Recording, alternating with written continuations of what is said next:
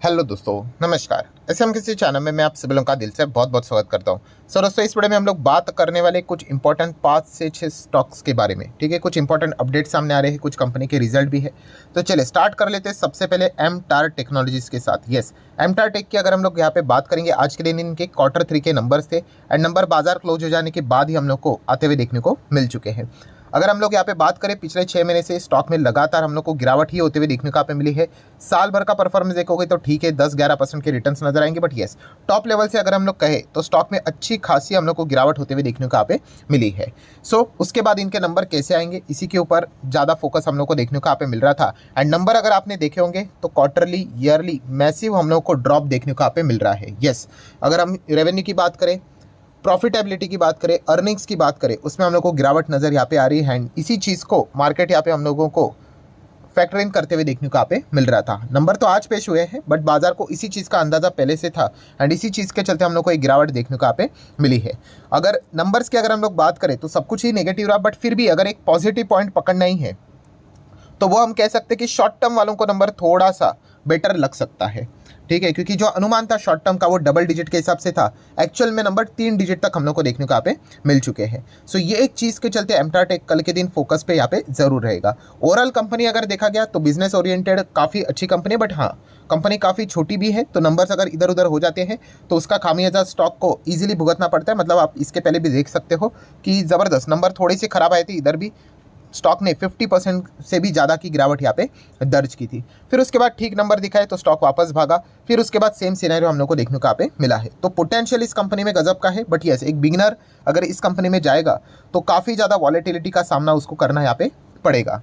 Next अगर हम बात करेंगे दोस्तों तो KPI green energy. Yes, green energy का परफॉर्मेंस एकदम ग्रीन ग्रीन चल रहा था, चार्ट पैटर्न भी ग्रीन ग्रीन चल रहा था, बट आपको पता ही है भाई, आज नहीं तो कल कभी तो जाके गाड़ी रुकेगी कि नहीं।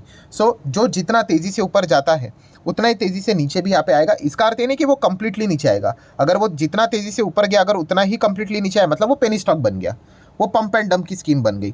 बट अगर कोई स्टॉक अगर तेजी से ऊपर जाता है, थोड़ा सा अगर नीचे आ जाता है, ठीक है, 20-30% अगर भयंकर तेजी के बाद, then it's fine, absolutely fine. So KPI green energy भी उसी कॉन्टेक्स्ट में हम लोग को देखने को मिल जाता है। अभी 5% का सर्किट आज लगा, कल के दिन भी ऐसे ही गिरा। 5 दिन में आप देख सकते हो, बाप रे बाप, 20%, मतलब कितनी बड़ी गिरावट, जो कि है भी, बट एक्चुअल में अगर देखा गया तो महीने भर में ही 30% भागा है। नेट तेजी देखने को मिल रही है, 6 महीने में ही डबल से ज़्यादा के रिटर्न से।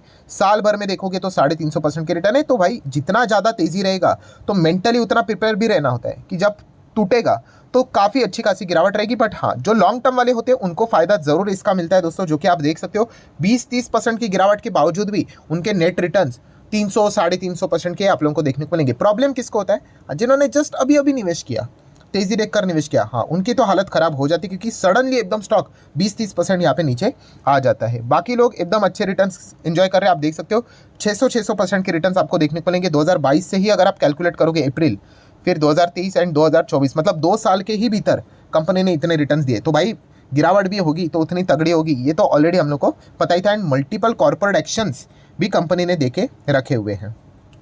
नेक्स्ट अगर हम लोग बात करेंगे दोस्तों तो केपीआईटी टेक, सेम वही चीज़ कि अच्छी तेज़ी के बाद कभी तो रुकेगा, तो ये ब्रेक काफ़ी अच्छा खासा देखने को मिल चुका है।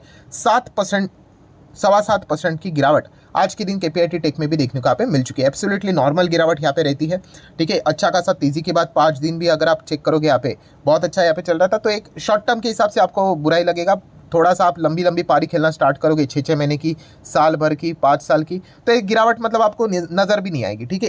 इसके पहले भी इस प्रकार की गिरावटें देखने को आप मिल चुकी है। और मेरा डेली वीडियोस अगर आप देखोगे तो आपको यही चीज़ें बार बार देखने को सुनने को मिलेगी।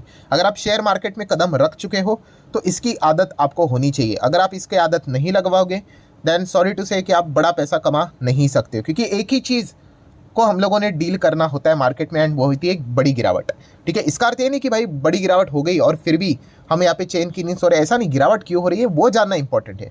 हाँ, इंटरनल इशू नहीं है कोई दिक्कत नहीं है, ठीक है। गिरावट है, कम बैक भी कर लेगा, जैसे कि यहाँ पे भी देखने को मिला था, ठीक है। बट हाँ, कुछ तो गड़बड़े इंटरनल इशू है, जैसे कि येस बैंक, पुरानी येस बैंक की मैं बात कर रहा हूँ।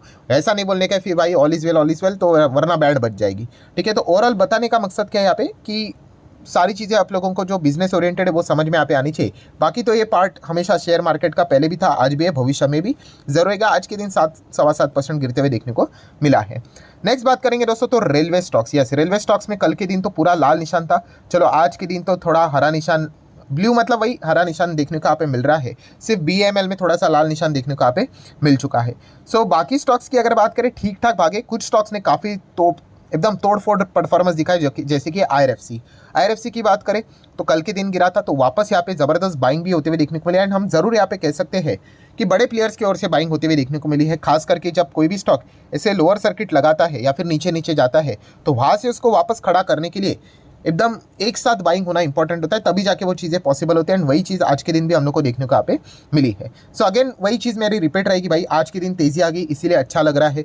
कल के दिन यस्टरडे की बात करें गिरावट हुई थी, तो इसीलिए मतलब बहुत ही टेंशन हो रहा था। तो दोस्तों इनिशियल स्टेज में ये चीज़ें होती है, बट आपका अप्रोच ये बिजनेस ओरिएंटेड होना चाहिए। अगर आपका अप्रोच बिजनेस ओरिएंटेड नहीं है तो ये तेज़ी मंदी से आपको डर लगता रहेगा, ठीक है, अरे हो क्या रहेगा करके। ऑब्वियसली तेज़ी से डर नहीं लगता है, बट मंदी से लगता है।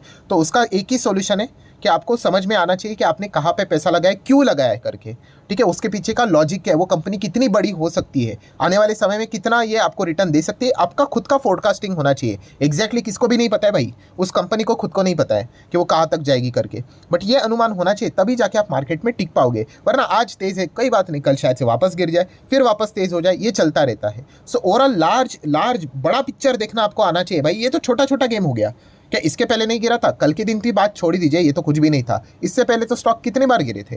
तो ये चीज़ें चलती रहती है भाई, ये सीखने वाली बात है। आप मेरे कल के वीडियोस देख लेना, मैंने कल के वीडियो में भी आप लोगों को वही पॉइंट बताया था कि इन चीज़ों को सीखो।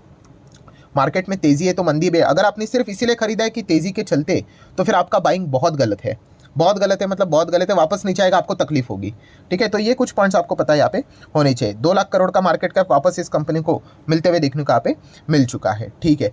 उसके बाद लोग पूछते हैं सर इसका OFS का क्या हुआ, कब आएगा? अरे भाई कोई नहीं बता सकता, क्या पता, मैं अभी वीडियो बना रहा हूँ, अभी तक ऐसी कोई खबर नहीं, क्या पता शाम को ही आ जाए करके। ऐसा होता है, कितनी बार होता है, ठीक है। तो OFS मतलब कोई दी एंड नहीं होता है, जो एक जस्ट एक प्रक्रिया होती है, ठीक है। तो ये बात भी हम लोग को पता होनी चाहिए।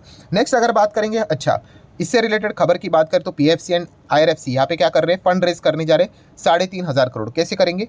वाया बॉन्ड्स करने वाले हैं, ठीक है। तो ये कुछ हम लोग को खबरें भी देखने को यहाँ पे मिल चुकी है। नेक्स्ट बात करेंगे RVNL। तो चलिए आज के दिन RVNL में भी 6.5%, 6.25% की तेजी देखने को यहाँ पे मिल चुकी है। बट याद रखना दोस्तों, ये सारे सरकारी कंपनीज है, इलेक्शन का माहौल नज़दीक आते हुए देखने को यहाँ पे मिल रहा है। एक एक दिन यहाँ पे क्लोज हम लोग यहाँ पे जा रहे हैं, तो इनमें जाने से पहले आपने प्रॉपरली स्टडी करके जाना चाहिए। एंड स्टडी मतलब क्या होता है कि ऐसी वॉलेटिलिटी काफ़ी रहती है इलेक्शन के पहले, खास करके सरकारी कंपनीज ने। एंड जब इन्होंने इतने अच्छे रिटर्न दिए हैं तो और भी ज़्यादा आप वॉलेटिलिटी एक्सपेक्ट कर सकते हो। बाकी नेक्स्ट अगर हम लोग बात करें तो इरकॉन का भी आज का परफॉर्मेंस अच्छा ही यहाँ पे ठीक ठाक था, ठीक है। अगर हम कल के दिन की बात करें, मैंने जैसे आपको बताया गिरावट का मेजर रीजन क्या था। सबसे पहले बजट में तो केवल 5% का ही एलोकेशन रहा, बट उस दिन नहीं गिरा, तो इसलिए वेट किया गया। Q3 के नंबर देख लेते, नंबर में भी इतना जोश देखने को नहीं मिला, बट कोई बात नहीं, आने वाले नंबर्स भविष्य के अच्छे इनके यहाँ पे हो सकते हैं, ठीक है। इसी चीज़ के चलते तो हम लोग को स्टॉक एक तरफा भागते हुए देखने को मिले हैं। बट येस, इनके लिए भाई जो अभी प्रेजेंट गवर्नमेंट है, ठीक है, उन्होंने ही इनके लिए रास्ते यहाँ पे खोल के रखे हुए थे। सो उनका वापस यहाँ पे आना एंड मेजॉरिटी के साथ आना, उसी व्यक्ति का as a rail minister continue करना, एटलीस्ट फिलहाल की पोजीशन के हिसाब से मैं कह रहा हूँ, ये बहुत ही ज़्यादा इंपॉर्टेंट है इस सेक्टर के लिए। ऐसी बात नहीं कोई नया व्यक्ति नहीं बैठ सकता, अगर नया व्यक्ति बैठकर अगर इससे भी डबल एलोकेशन अगर उनको मिल जाता है तो स्टॉक वापस भागेंगे। बट हाँ, फिलहाल मार्केट तो कैसा करता है, जो अभी चीज़ें जैसी चल रही है उस हिसाब से वो चलते हुए देखने को यहाँ पे मिल जाता है। तो उनके लिए सारे पॉइंट्स, रेलवे स्टॉक्स के लिए, डिफेंस स्टॉक्स के लिए सारे पॉइंट्स ये काफ़ी इंपॉर्टेंट है। सिर्फ रेलवे डिफेंस नहीं, बाकी के भी सरकारी कंपनियां हैं, उनके लिए सारे पॉइंट्स काफ़ी इंपॉर्टेंट रोल प्ले करते हैं। नेक्स्ट बात करेंगे दोस्तों, तो रेलवे वाले तो खुश है, बट इरेडा वाले अभी भी परेशान है। 5 दिन लगातार लोअर सर्किट पे ऊपर लोअर सर्किट लगते जाते हुए देखने को मिल रहा है। सर एक सर्किट का आपको लेगा, अरे भाई किसी के भी पिताजी को नहीं पता, अभी ऐसा ही बोलना पड़ेगा। अरे नहीं पता होता है भाई किसी को भी। मैं आपको बोल चुका हूँ कि जितना ज़्यादा ओवर सेलिंग रहेगा, जब तक वो पूरा एब्जॉर्ब नहीं होता है तब तक ये चलता रहेगा, ठीक है। आपको टाइम पास करने की कब खुलेगा ऐसा बताने वाले बहुत रहते हैं, ये सब नौटंकी यहाँ पे चलती रहती है, ठीक है। बट याद रखना, जो जितना ज़्यादा तेज़, अभी इरेडा में भी अगर देखोगे इतनी तेज़ी थी तो ये मंदी रहेगी। अरे अभी हम लोगों ने जो एग्जाम्पल देखा KPI ग्रीन एनर्जी, वहाँ पर भी वही था ना, तो ये चीज़ें रहती ही है। जितना तेज़ी वाला आप स्टॉक देख रहे हो ना, क्यों लोग सबसे ज़्यादा फंसते हैं, क्योंकि तेज़ी देखकर खरीदते हैं ना एकदम, तो याद रखना जब वो गिरता है ना तो फिर वो ऐसा गिरता है। फिर वो जहाँ पे इन्होंने खरीद लिया भाई, उनकी तो हालत ही खस्ता हो जाती है। ठीक है, यहाँ पे जिन्होंने खरीदा होता है वो तो कहते हैं कि चलो थोड़ा तो नीचे आ गया, वो इतना कट पकड़ कर चलना ही होता है। ठीक है, तो ये साइकोलॉजिकल चीज़ें हैं दोस्तों। अगर आप बिजनेस को अच्छे से एनालिसिस करने के बाद ये वाली चीज़ें भी हजम करना आना चाहिए मार्केट में। ठीक है, जो कि हर एक चार्ट पैटर्न के ऊपर आपको आज नहीं तो कल देखने को मिलने वाली है। तो इरेडा की बात करें तो यही चीज़ें फिलहाल चल रही है। ओवर सेलिंग हम लोग को लगातार देखने को मिल रही है एंड काफ़ी सारे बिगनर रिटेलर्स भी हम लोग को इसमें देखने को यहाँ पे मिल रहे हैं। क्या कंपनी खराब है? कंपनी कोई खराब नहीं है, बट येस ज़्यादा बाइंग होती है तो ज़्यादा सेलिंग भी यहाँ पे होती है। ठीक है, एक टाइम के बाद इसका फीवर भी यहाँ पे निकल जाएगा, तो बाद में कोई इसका नाम भी यहाँ पे नहीं लेगा। ये सारी चीज़ें बाजार में कोई नई चीज़ नहीं, ये हमेशा होती रहती है। अभी टाटा टेक की हम कितनी बातचीत करते थे, जैसे आईपीओ हो गया उसके बाद नीचे आया, अभी किधर बातचीत होती, कमेंट सेक्शन में भी कुछ नहीं होता है। ठीक है, जैसे ही इसका भी टाइम हम लोग को बीच में होते हुए देखने को मिलेगा, तो ये चीज़ें यहाँ पे चलती रहती है। नेक्स्ट बात करेंगे दोस्तों तो पेटीएम 10% तो हम लोग को गिरते हुए देखने को यहाँ पे मिल चुका है। पेटीएम की हालत तो भाई खराब ही होती जा रही है। बोलते हैं ना मुसीबत आती है तो एक साथ आती है। एंड अभी आज के दिन की बात करें दोस्तों तो मैक्वेरी, यस मैक्वेरी ने भाई पेटीएम के आज के दिन बैंड बजा दिए पूरी तरीके से। इसके पीछे का रीज़न है आपको पता ही है, ये भी अपने अपने एनालिसिस सामने रखते हैं और इन्होंने तो भाई अपना टारगेट प्राइस पेटीएम से रिलेटेड 57% गिरा दिया। यस एंड बोल दिया कि भाई ये तो 275 तक आ जाएगा। उन्होंने बताया फिलहाल का जो ड्रामा चल रहा है, कस्टमर इनके चले जाएंगे। ठीक है, रेवेन्यू सब कुछ यहाँ पे कम हो जाएगा। रेवेन्यू में तो 60-65% तक का डाउनफॉल वो एक्सपेक्ट यहाँ पे कर रहे हैं। ठीक है, पेमेंट की अगर हम बात करें, डिस्ट्रीब्यूशन रेवेन्यू की बात करें, सब कुछ लोअर होते हुए देखने को मिलेगा। और जो टारगेट इन्होंने पहले दिया था, कितने का टारगेट दिया था कि 650 तक ये जा सकता है, वो कट करके 275 कर दिया है। अंडर परफॉर्मेंस का रेटिंग यहाँ पे दे दिया है। 57% वो एक्सपेक्ट कर रहे हैं कि ये स्टॉक और उनके पुराने टारगेट जो दिए थे उस हिसाब से क्रैश होगा। सो जो मैक्वेरी के रिपोर्ट को फॉलो करते हैं, ऑब्वियसली उन्होंने अपना माल बेचा होगा एंड इसी चीज़ के चलते वापस हम लोग को लोअर सर्किट का खेल लगते हुए देखने को यहाँ पे मिल चुका है। ठीक है, तो लिटरली हम यहाँ पे कह सकते हैं फॉलिंग नाइफ बन चुकी है। एक बेसिक सा एक रूल होता है, फॉलिंग नाइफ को कभी पकड़ने नहीं जाना है वरना आपका हाथ कट हो सकता है। वही चीज़ें पेटीएम में होते हुए देखने को मिले एंड इसमें भी सेम रूल एप्लीकेबल होता है दोस्तों। कैसा कि जो स्टॉक अपर सर्किट में चलता है ना, नीचे लोअर सर्किट, हाँ जब इनमें तेजी भी आएगी ना तो बड़ी बड़ी तेजी आएगी। तो ऐसा सर्किट आपको नीचे देखने को यहाँ पे मिल रहा है ना, हाँ तो इसमें जब रिकवरी आएगी ना तो एकदम एक सडनली एक बड़ा रिकवरी आएगा। याद है बीच में एक सडनली सर्किट लगा था, हाँ ऐसी चीज़ें बाद में भी होगी।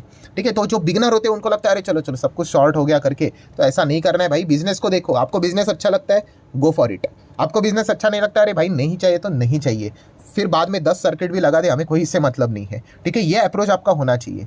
ठीक है, वरना आप क्या हो जाओगे, मैनिपुलेट होते रहोगे। बहुत सारे लोग चार्ट पैटर्न प्राइस को देखकर मैनिपुलेट होते रहते हैं, ये काफ़ी गलत चीज़ यहाँ पे रहती है। ठीक है, नेक्स्ट अगर हम लोग यहाँ पे बात करेंगे दोस्तों तो अदानी हिंडनबर्ग सेबी, काफ़ी दिनों के बाद अदानी हिंडनबर्ग का नाम सामने यहाँ पे आ रहा है। सो आपको पता ही है कि सुप्रीम कोर्ट में हम लोग को एक केस जाते हुए देखने को मिला था, जो कि आज भी है, सिर्फ फुल स्टॉप लगना यहाँ पे बाकी है। ठीक है, बट अभी तक की स्थिति अगर हम कहें तो अदानी के पक्ष में ही 99% मैच जाते हुए देखने को यहाँ पे मिल चुका है। आप केस भी बोल सकते हो। ठीक है, क्योंकि जो पिटिशनर था उन्होंने कहा था कि एक SIT फॉर्म कर दो या फिर CBI को एक केस दे दो, तो सुप्रीम कोर्ट ने नहीं माना। देन उन्होंने सेबी के ऊपर भी आरोप लगाए थे पिटिशनर ने कि ये प्रॉपरली जांच नहीं करते, तो सुप्रीम कोर्ट ने वो भी नहीं माना। उन्होंने कहा कि प्रॉपरली किया। 6 एक्सपर्ट कमेटी उन्होंने फॉर्म की थी, उन्होंने कहा था वो भी इंडिपेंडेंट नहीं है पिटिशनर के हिसाब से। तो वही चीज़ वापस डिमांड थी कि SIT को दे दो, CBI को दे दो, वो भी उन्होंने यहाँ पे नहीं माना। ठीक है, तो सुप्रीम कोर्ट हम अल्टीमेटली यहाँ पे कह सकते हैं, हम कह सकते हैं कि अदानी के ही पक्ष में सारी चीज़ें हम लोग को जाते हुए देखने को यहाँ पे मिल रही है, क्योंकि उन्होंने ये भी कहा कि आप जो आरोप, जिस चीज़ के चलते आरोप इनके ऊपर लगा रहे हो, प्रूफ किधर है? मीडिया रिपोर्ट तो प्रूफ हो नहीं सकते। ठीक है, जो भी चीज़ें चल रही है मीडिया रिपोर्ट से, तो कोई सॉलिड एविडेंस होना चाहिए। ठीक है, अभी एविडेंस के हिसाब से देखा गया तो कुछ भी एविडेंस अभी तक मिला नहीं। बस अभी वो 2 ही फॉरेन से जो चीज़ें यहाँ पे मंगी गई है वही आना है यहाँ पे बाकी। अगर उसमें कुछ निकला तो देख लेते हैं आगे क्या होता है करके, बट अभी तक तो कुछ ऐसा खास होते हुए देखने को नहीं मिला है। ये थी अभी तक की स्थिति। सो दोस्तों अभी एक नई खबर क्या सामने आती हुई देखने को मिल रही है, तो आप देख सकते हो अदानी हिंडनबर्ग की जो स्टोरी है अभी भी खत्म नहीं हुई है। बिकॉज पिटिशनर की अगर हम बात करें, एक और नवी पिटिशन मतलब फाइल होते हुए देखने को मिल चुके हैं, वो है review petition. Yes, file against the supreme court का जजमेंट। देखिए, जो आपको कानून में यहाँ पे प्रावधान दिया गया है आप उसका यहाँ पे इस्तेमाल कर सकते हो, वो अधिकार है हर किसी का। सो पिटिशनर ने यहाँ पे क्या कर दिया कि जो सुप्रीम कोर्ट ने जो जजमेंट दिया था, ठीक है, उसी से रिलेटेड उन्होंने कहा कि भाई इसको वापस एक बार रीथिंक करना चाहिए, एक बार वापस रीचेक करना चाहिए कि आपने जो यहाँ पे जो जजमेंट यहाँ पे दिया है 3 जनवरी को आई गेस उन्होंने यहाँ पे दिया था, सो इससे रिलेटेड पिटीशन यहाँ पे फाइल होते हुए देखने को मिली है। अभी देख लेते हैं आगे क्या होता है। देखिए जब तक ये इलेक्शन रहेगा ना, ये सारे ड्रामे यहाँ पे चलते रहेंगे, ठीक है। सो ये अभी तक की स्थिति देखने को मिली है। अभी वो एक्सेप्ट होगा नहीं होगा, अल्टीमेटली इनका गोल क्या रहेगा पिटिशनर का कि कुछ भी करके सुप्रीम कोर्ट को कन्विंस करेंगे कि भाई SIT या फिर CBI को इन्वेस्टिगेशन दे दो।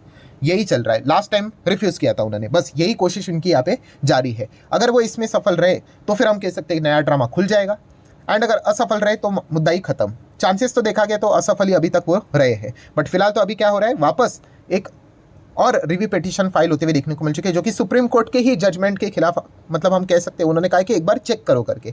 देख लेते हैं आगे क्या होता है। इस पिटीशन के चलते अदानी के शेयर्स में कोई खास हम लोग को चीज़ें होते हुए देखने को नहीं मिलेगी, अनटिल एंड अनलेस कुछ नया ड्रामा देखने को मिले। ये तो छोटी मोटी चीज़ें हैं। सो ठीक है दोस्तों, जितने भी इंपॉर्टेंट पॉइंट्स थे सारे कवर कर लिए। वीडियो हेल्पफुल लगा होगा तो चाहो तो लाइक एंड शेयर कर सकते हो। मिलते हैं नेक्स्ट वीडियो में, तब तक के लिए बाय बाय।